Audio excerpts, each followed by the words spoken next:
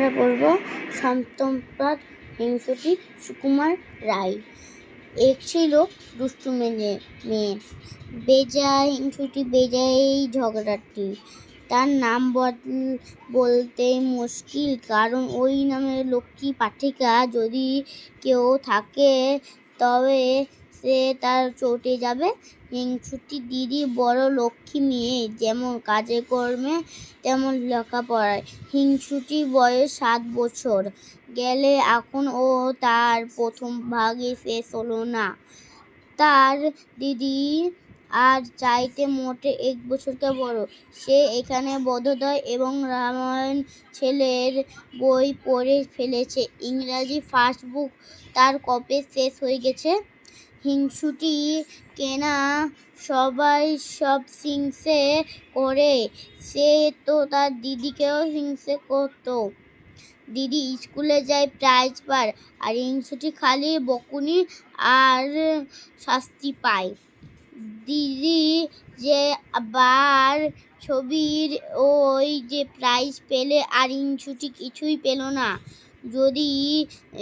তখন যদি আর অভিমান দেখতে, সে সারাটা দিন ফুপিয়ে গাল ফুপিয়ে ঠোঁট বাঁকিয়ে সে বসে রইল।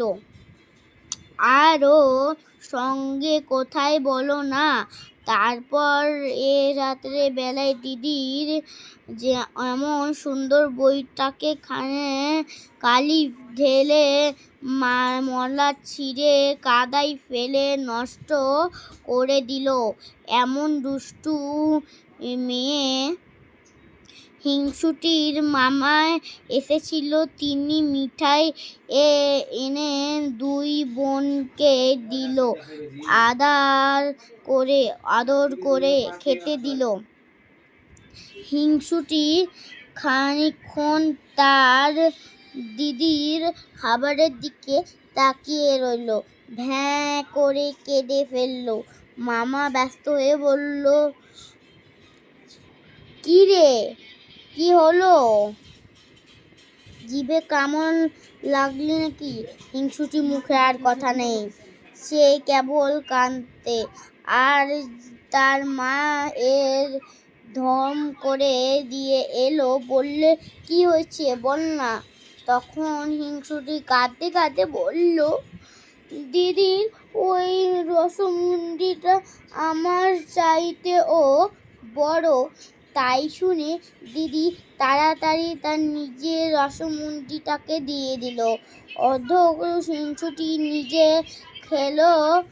পেয়েছিল, তার অর্ধেক সে খেতে পেল না, নষ্ট করে দিল। দিদি জন্মদিনের জন্য নতুন জামা নতুন কাপড় এসেছিল। হিংসুটি তাই নিয়ে চেঁচিয়ে বাড়ি মাথায় তুলল।